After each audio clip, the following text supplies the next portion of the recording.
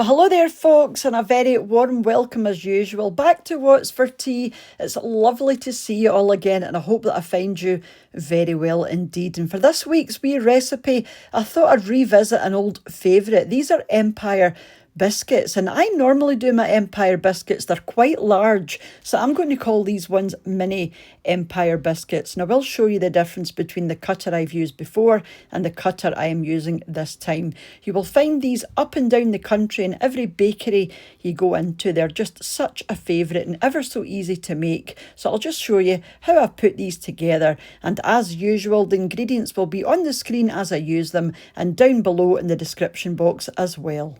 So I'm going to use my stand mixer today just because I've got one, but you can easily do this by hand or even use a hand electric mixer as well. If you have one, just use whatever you have. The end result will be just as good.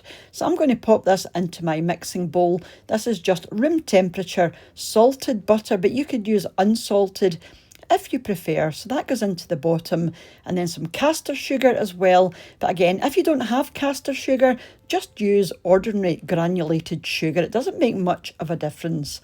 Or if you wanted an even finer biscuit, you could add icing sugar or confectioner's sugar. That works beautifully in this recipe. So let that mix away for about a minute, and then halfway through, just scrape the bowl down just to make sure everything is combining nicely. Pop it back on and give it another couple of minutes, and it will turn lovely and fluffy and pale, just like this. And then you can move on and add your egg. So this is just one large egg. I'm going to pop that into the middle. Again, just scrape the bowl down just to cover up the egg and make sure everything is combining properly. And then just let this go again until the egg is properly combined. It'll probably take you about a minute, and then it should be looking something like this. Now I'm going to sieve the flour in, so I've just taken the attachment off of my mixer so I can do this properly, or it's just going to go everywhere. So I'm going to add half of my flour at this stage and also a half teaspoon of salt. So I'm just going to run these through the sieve, and then I'm going to turn the mixer back on until this is nicely combined. Just remember to attach your attachment again. So let that go for a couple of minutes until it's well combined. I'm going to stop this again, get the sieve back out, and then sieve the other half of the flour in. Like I said, I've just removed the attachment so I can get this done properly. I'm going to reattach the attachment just to mix this again. And again, it'll take you about a minute or two, and you will know when it's ready because the dough will clean the bowl. As you can see here, it all comes away from the side and sort of collects around the paddle, as you can see. So you don't want to overmix this because you don't want a tough biscuit, so this is ideal. So in your bowl, you just want to form this into a rough kind of ball just to make sure you get everything out in the one piece. And I was quite happy with this. I'm going to quickly show you my cookie cutter. You will need some kind of cookie cutter. This is the one that I normally use on the left. The one on the right is the one I'm going to use today, and you can see the difference in the size. My hands are quite small, so I don't think you can really see how small the small cutter is, but they are going to be mini Empire biscuits, compared to my normal size.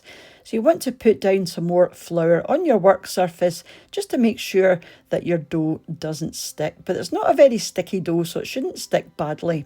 So you just want to make sure you have plenty of flour and press this down. We're going to roll this out to about 1 centimetre. You don't want it too thick because, bearing in mind, we are going to double these up. This is a sandwich biscuit, so don't be tempted to have your dough too thick. So roll this out until you get to about 1 centimetre thick, and you will get about 20 circles from this dough.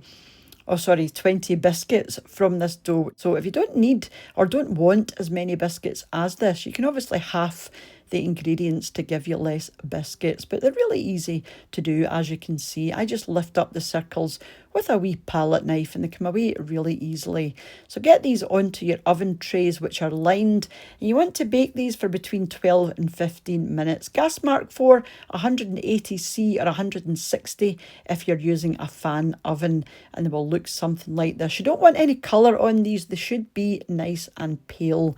And you just want to sort of sandwich your two halves together in preparation for the jam and the icing. But do let these cool completely before you fill or ice these, because you do want your icing to stick to the top and not slide everywhere. So do allow these to cool completely. It'll probably take you about an hour, and this was me an hour later. And I'm just going to pop 1 teaspoon of seedless raspberry jam into the centre, and then add the top of your biscuit. Give it a gentle squeeze down till you feel it just approaching the edges, but you don't want it spilling out everywhere. Just a wee gentle squeeze. You want the majority of this still inside and not poking out the sides if you can help it. So just take your time, but it doesn't take you much time at all. And it should be looking something like this. Now, you do want these nicely sandwiched together, because we're going to dip these into your icing and you want them to stay together. I'm going to top my biscuits with these jelly tots. You could use glassy cherries if you prefer, a wee half of a glassy cherry. We're going to do the icing. So this is my icing sugar. To this, I am going to add some milk. I prefer adding milk rather than water. I just think it turns out more white. I don't know if I'm imagining that, but I always use milk now when I do this, and it gives it a creamier taste as well.